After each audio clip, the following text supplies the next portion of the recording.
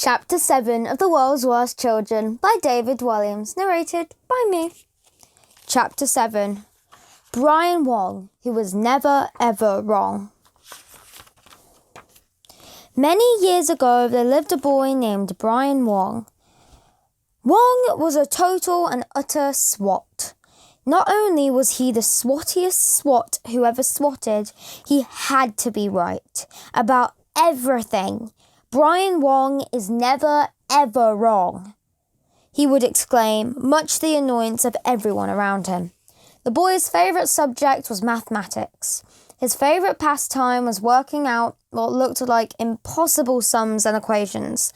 Even if he didn't have any maths homework to do, Wong would set himself some. These he did with ease. All Wong's evenings, weekends and holidays would be spent working out hundreds of answers to incredibly complicated equations. Equations that would leave even his cleverest teachers scratching their heads. As a result of this maths, and yet more maths, Brian rarely saw daylight and was rather a pale child. After working out equations till long in the night, he'd weakened his eyesight, so he wore wire-framed glasses with lenses so thick that they magnified his eyes to the size of tennis balls. As you can see, Wong prided himself on being a mathematical genius, and a cleverer than everyone around him. Every single answer Wong would get right. Despite this, what the boy most feared was the thought that one day he would get proved wrong. This is the story of that day. It was a Monday morning and Brian was in school in his favourite lesson, maths. As he stood at the front of the classroom, the old maths teacher, Mr. Shrewdly, addressed his pupils. One thing that you must always remember, boys and girls, is that numbers are infinite. I got nose itch. What does infinite mean, sir? Asked the girl at the back. Brian Wong, who was sitting right at the front, tutted loudly. The boy tutted anyone he considered not as clever as him, which was everyone. That is a good question, replied the teacher, giving Wong a stern look across the class. Because you can always add 1 to any number, they go on forever. They are therefore infinite. The children looked around at each other, attempting to grasp this idea. Now, I want you to think of the biggest number you can, continued the teacher. Lots of eager little hands shot up. 1,000,000, said one boy. 1,000,000,000, said another boy. Knit in sync. 1,000,000,000,000, called out Kenneth Chan. 1,000,000,000,000,000,000,000, announced Francois behind him. In a triumphant tone, surely no one could think of a bigger number than that. The teacher was amused of his pupils' efforts. Very good, children, very good. But can anyone top 1,000,000,000,000,000,000,000,000? Wong thought for a moment. 1,000,000,000,000,000,000,001.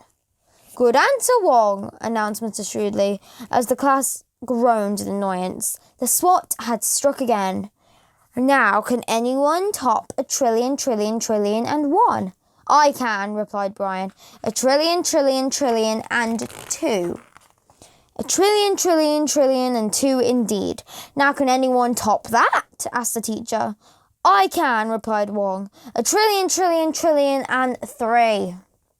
Yes, well done. Thank you, Wong. So moving on, the point I am trying to make is 1,000,000,000,000,004.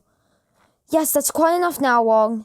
The normally mid-mannered teacher was becoming irritated. 1,000,000,000,000,000,000, and please be quiet, Wong, shouted Mr. Shrewdly. Silence descended out the classroom.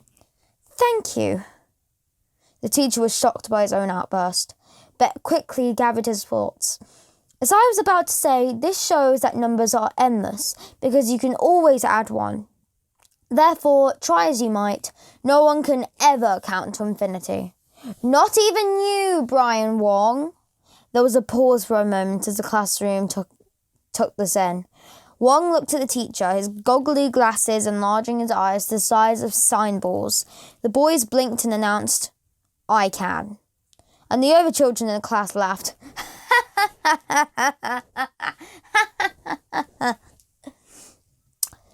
Settle down, please, Mr. Trudley tried to quieten them before turning back to Brian. This may be the first time in your life you've heard this, but you're wrong, Wong. Brian Wong is never, ever, ever wrong, replied the boy with great certainty. Mr. Trudley shook his head and said, this time Brian Wong is very wrong. No one can count to infinity, not any of the greatest thinkers in the world, no one, not even you.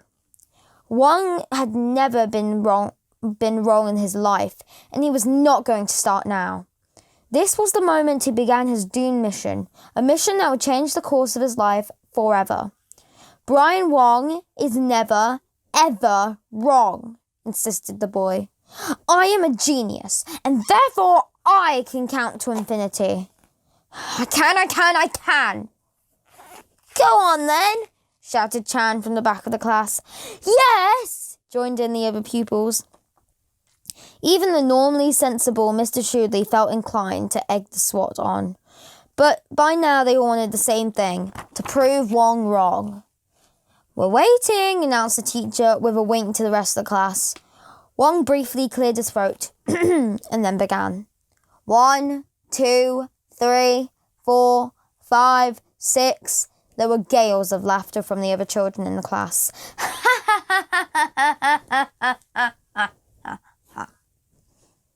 Wong was really going to try to count to infinity, just so he wouldn't be proved wrong. 7, 8, 9, 10, 11, continued Wong. The class could not believe he was really going through with it. 273, 274, 275. On and on went Wong until the bell clanged for the end of the lesson. Ring!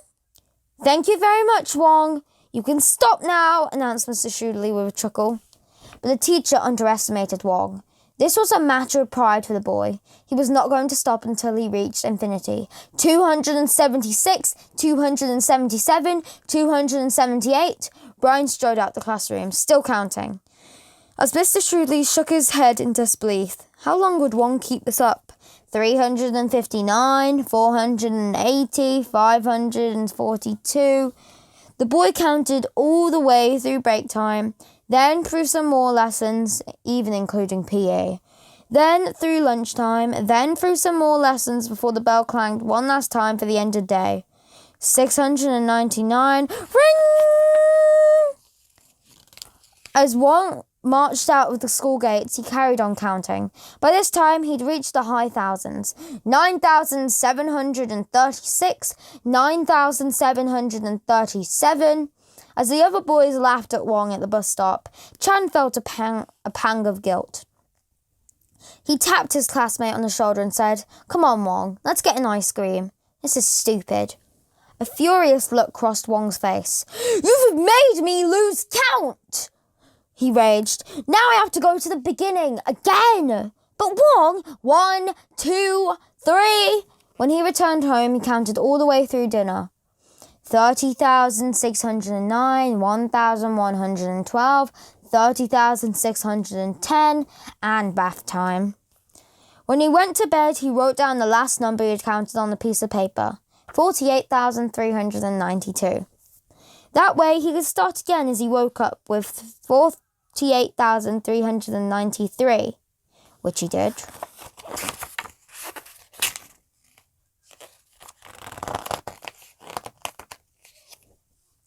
All through the next day, and the next, Brian Wong counted and counted and counted.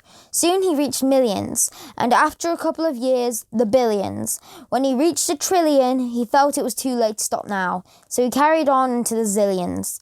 2,603, 8,000,000, 1,090, 1,000,000, 2,301, 1,603, 5,000,000, 1,001. His hair started turning grey. He'd even put thicker lenses in the glasses. Now his eyes were the size of footballs. But Wong would never, ever be proved wrong. He was going to count to infinity if it was the last thing he did.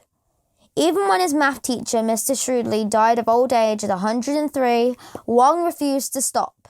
9 gazillion, 780 zillion, 40 trillion, 380 billion, 92 million, 400,502. The numbers were becoming quite a mouthful after the time passed. Wong himself became an old man. He had been counting non-stop for 60 years. He had a long, flowing beard the length of an elephant's tusk. Now he kept elephant's trunk. Yet, still he kept counting. As long as he kept counting, Wong thought he could not be proved wrong. 8 gazillion, 990 zillion, 160 million, 603.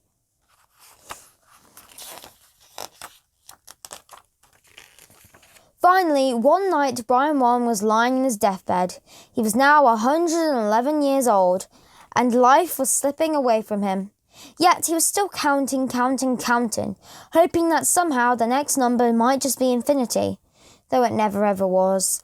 12 gazillion, zillion, trillion, billion, million, and 3. 12 gazillion, zillion, trillion, billion, million, and 4. His old classmate, Kenneth Chan, came to visit him one last time. Wong was fading fast. Chan perched at the edge of Wong's bed and said, "You don't have long left, my friend. Perhaps it's time to stop counting and enjoy the last few moments of life you have left." Wong looked Chan straight in the eye, an expression of extreme annoyance on his face.